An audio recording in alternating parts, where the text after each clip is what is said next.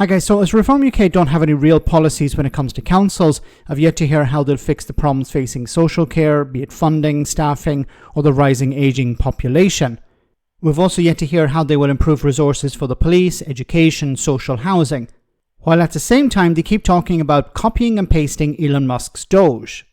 There are some serious problems with this as people in America are up in arms over this austerity drive.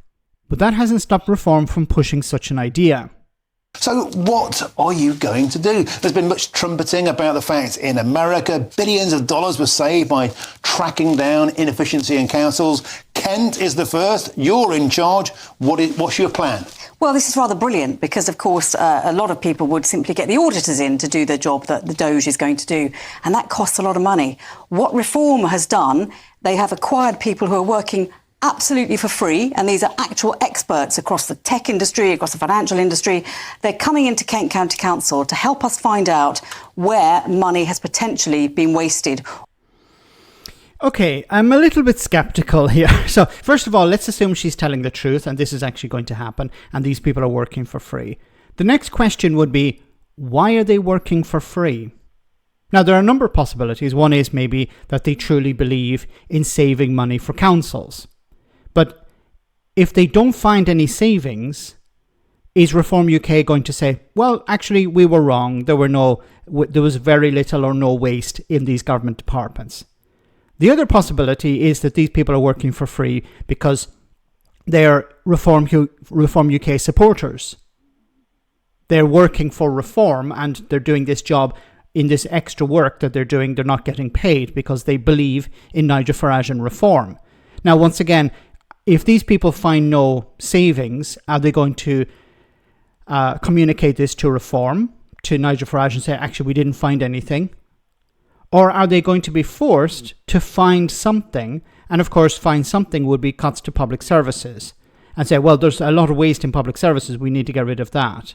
Or we're going to get rid of DEI, or we're going to get rid of some rainbow thing.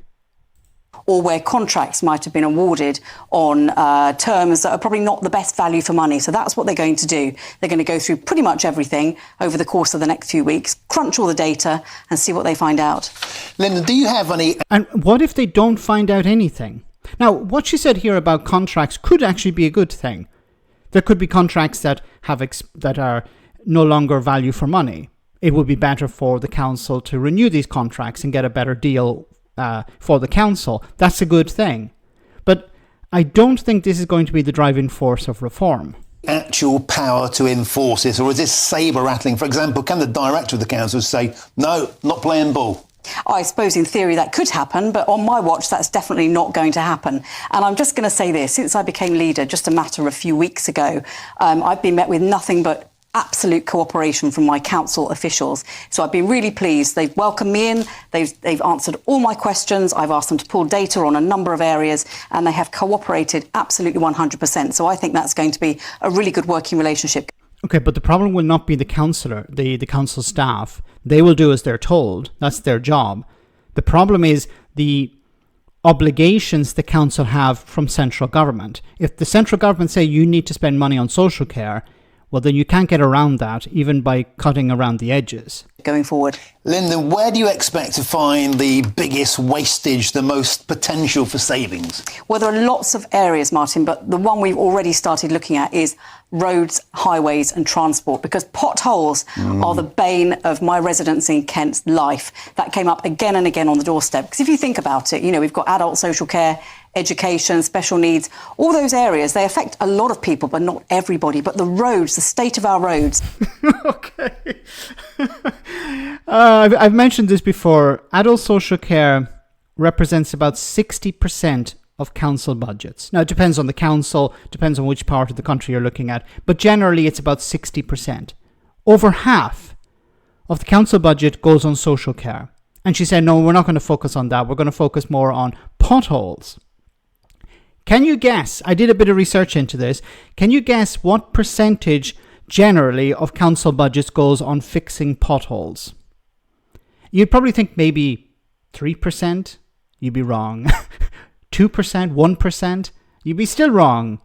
0.5%, you'd still be wrong. It's about 0.2% of council budgets go on fixing potholes. So instead of focusing on social care, Reform UK are going to focus on potholes. Is something that affects every single person, pretty much every single day. So that's where we want to start. We want to look at the contracts that have been awarded to the people who fix the potholes. We want to see if we can maybe end some contracts, start new ones with more local companies. We want to look at... But why would local companies? Wouldn't you want the best company to do the job, irrespective of where they're from? It might be better to bring somebody in from another council or another part of the country to do the job if they're the best people to do the job. You don't just say we're going to end the contract with somebody who's maybe doing a good job and replace it with somebody else. See, there's a real risk here for corruption because we're talking about Reform UK. We're talking about Nigel Farage. So will there be transparency when it comes to who is offered these contracts? We've been down this road before. Remember the Conservatives and the PPE contracts. So is there going to be transparency with who receives the contracts and that these contracts are based on merit and cost and value for money for the council? Or is it going to be, well, we'll give a contract to this guy who's a Reform UK supporter or donor? Every single aspect. We want to look at quality assurance. You know, when a pothole is fixed, often it breaks down within a matter of months due to adverse weather or overuse of that road. We want to look at, instead of just doing this pothole and that pothole, whether we can close off a big stretch of road. She's talking about potholes when 60% of the budget goes on social care. And address all the problems on that road instead of keeping on inconveniencing residents. So just to give you a flavour, that's the kind of thing we're going to look at. Can there be a situation in the future, Linden, where I see you and your fellow Kent council members in your hard hats and your high vis filling in potholes yourself? I wouldn't put it past them because some of my members are so committed and they're extremely talented people. You know, Does anyone... Oh my goodness, this is meant to be journalism. Look, what they're trying to do is they're trying to copy Elon Musk's DOGE in the United States. And there's been massive pushback against this. For example, one of the errors that they had at the very beginning of their project was to sack 300 employees related to nuclear safety. Then they realized, oh, actually, these people are important, so they had to hire them all back again. These are the individuals we're talking about who are going to be in charge. Bringing people in who have no understanding of how the council works and saying, well, find something to cut. Because that will be the driving force behind all of this. Not, let's have a look and find some waste. No, we have to cut something. And we have to be able to sell this to the public. Because this is what it's all about. It's political posturing. It's not about saving the council money. It's about convincing the public that Reform UK are suitable for government. When it comes to DOGE in America, Elon Musk said he was going to save the taxpayer $2 trillion. Then it ended up being $150 billion. A lot less.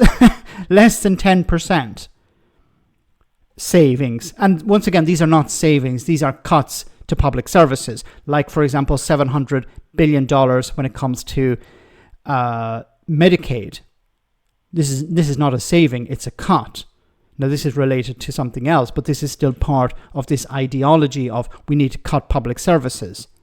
So where Elon Musk was supposed to find $2 trillion, he found $150 billion. But the Republican Party and Donald Trump want to cut all public services where possible. And even if it's not possible, let's make some cuts anyway.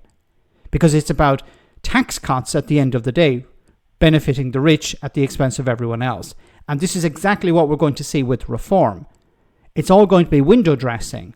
Oh, look, we fixed a few potholes here. We changed a contract with a company who's providing services. It's important that the media scrutinize this and make sure that there is transparency and that these contracts are not going to Nigel Farage's friend. But at the same time, that if they are making cuts, that they're legitimate and that they don't impact frontline services. Let me know in the comment section, guys, what do you think? As always, your comments are greatly appreciated. Thanks a lot.